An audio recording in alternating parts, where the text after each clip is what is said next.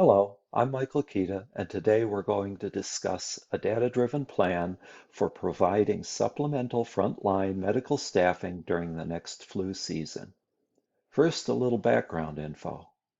Influenza symptoms can range from mild to quite severe, and in some high-risk persons, there can be life-threatening complications. We're talking pneumonia, inflammation of the heart, brain, and other organs, serious stuff. Now take a look at this bar chart. It's based on CDC data showing us that tens of thousands die from influenza every year across the US. Let's click on the 2017 bar and look at the map below. We see large numbers of flu deaths in every state, sometimes very large. The good news is that with clinical treatment, lives can be saved. But hospitals and clinics often need supplemental staffing during periods of high flu activity. These resources are limited, and that's why we need a data-driven plan to manage them.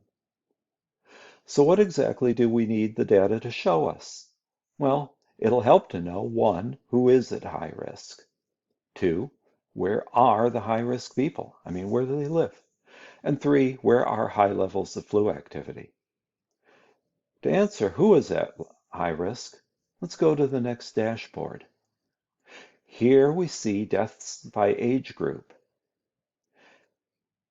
And we can see that those 65 and older, well, they clearly suffer a lot of deaths. But what about the death rate? Are there more deaths as a percentage of the number of persons 65 and older? Well, to answer this, I did a hypothesis test, not on the numbers of flu deaths, but on the proportion of deaths among the two groups, those 65 and older and those under 65. The resulting p-value is many orders of magnitude below the standard significance level of 0.05, confirming that those 65 and older are indeed more vulnerable. Now we need to know where the vulnerable populations are. So on to the next dashboard. These charts are based on census data and show us that several states, California, Florida, Texas, and New York, to name a few, have significantly larger populations of vulnerable persons. Notice that if you hover over a box or state, the numbers appear. We can also click on a box and get a zoom view of the state. Pretty cool, huh? Okay, so the only other thing we need to know is where exactly is the flu activity. To answer this, we turn to more data from the CDC. This interactive map is maintained by the CDC and is updated weekly. Right now, things look pretty quiet. But let's take a look back in time, and we don't have to go back far. Let's scroll up here and let's click on the last week of 2021.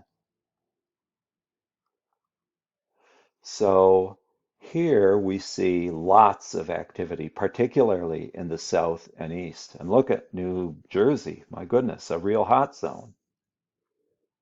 Armed with all this data, we can now work up a deployment plan. Here's what I propose. Number one, areas of high flu activity shall be prioritized based on the size of vulnerable population.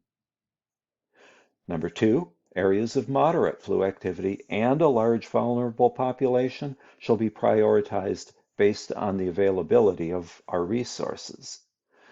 And three, areas of low activity or with a small vulnerable population, well, they shouldn't need any supplemental resources. They should do just fine with their local resources. Well, at this point, unless you have any questions, we're done. Thank you for your attention.